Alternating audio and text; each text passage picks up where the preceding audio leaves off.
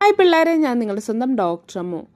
എപ്പോഴും നോർമൽ ഫുഡുകൾ ഉണ്ടാക്കി മടുത്തു. ഇന്ന് എന്തെങ്കിലും വെറൈറ്റി ഉണ്ടാക്കിയാലോ? നമുക്കിന്ന് മഷ്റൂം കറി ഉണ്ടാക്കിയാലോ? വെജിറ്റേറിയൻസിൻ്റെ മെയിനാണ് പനീറും മഷ്റൂമൊക്കെ അല്ലേ?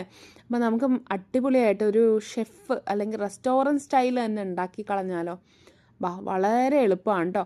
പിന്നെ ഈ മഷ്റൂം കഴിക്കുന്നവർ സൂക്ഷിക്കുക, അതിനോട് അലർജി ഇല്ലാത്തവരെ കഴിക്കാവൂ കേട്ടോ. മഷ്റൂമൊക്കെ ചിലർക്ക് അലർജി ആയിട്ട് കാണപ്പെടാറുണ്ട്. അപ്പോൾ നിങ്ങൾക്ക് അലർജി ഒന്നും ഇല്ലയെന്ന് ഉറപ്പ് വരുത്തുക, എന്നിട്ട് കഴിക്കുക.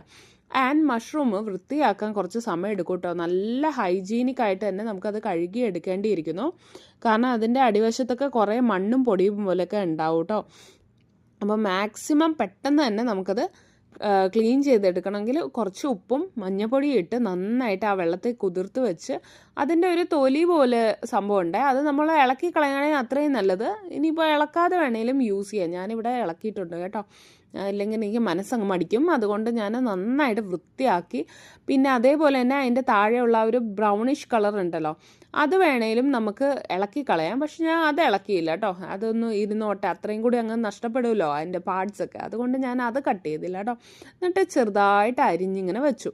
അതിനൊപ്പം തന്നെ നമുക്ക് ഉള്ളി, സവാള അല്ലേ, അത് തക്കാളി, പിന്നെ നമുക്ക് ഗ്രീൻ ചില്ലി, പച്ചമുളക് നമുക്കൊന്ന് അരിഞ്ഞു വെക്കാം കേട്ടോ. ഇനി ആദ്യം തന്നെ നമുക്ക് പാനൊന്ന് ചൂടാക്കി എണ്ണ ഒഴിച്ചതിന് ശേഷം കുറച്ച് ഏലക്ക, ഗ്രാമ്പു, കറുവാപ്പട്ട ആ എണ്ണയിലേക്ക് ഒന്ന് ഇട്ടതിന് ശേഷം നന്നായിട്ടൊന്ന് മൂപ്പിച്ചെടുക്കാം. അതിനുശേഷം നമുക്ക് ഉള്ളി ഇട്ട് കൊടുക്കാമേ.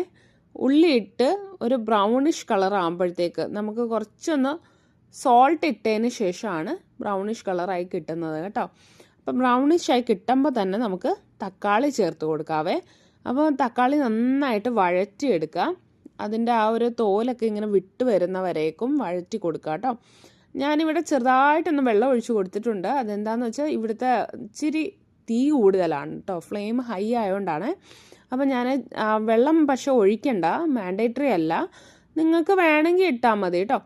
ആൻഡ് ഇനി നമുക്ക് മസാലയിലോട്ട് കിടക്കാം. നമുക്ക് മഞ്ഞൾപ്പൊടി, മുളക് പൊടി, അതുപോലെ തന്നെ ഗരം മസാല ഇതൊക്കെ ചേർത്ത് നന്നായിട്ടൊന്ന് ഇളക്കി കൊടുക്കാവേ.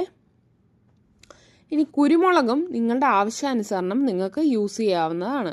ആൻഡ് നന്നായിട്ട് ഇടയ്ക്കിടയ്ക്ക് ഇളക്കി കൊടുക്കുക കേട്ടോ.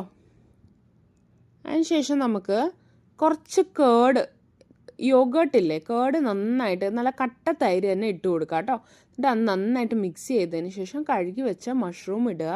കുറച്ചുകൂടെ ഒരു പെപ്പർ ഞാൻ അതിൻ്റെ മുകളിലൊന്ന് സ്പ്രിങ്കിൾ ചെയ്ത് കൊടുക്കുന്നുണ്ട്. ഇനി ഇതൊന്ന് വഴണ്ട് വരുമ്പോഴത്തേക്ക് എന്ന് വെച്ചാൽ നന്നായിട്ടൊന്ന് വറ്റി വരുന്ന വരെ നന്നായിട്ട് വേവിച്ച് ഇതെടുക്കുക. ഒരുപാട് വേവിക്കേണ്ട, ഉടഞ്ഞു പോകും. നമുക്ക് നന്നായിട്ടൊന്ന് ഒരു മയമാവുന്ന വരെ ഒന്ന് വേവിച്ചെടുക്കാം.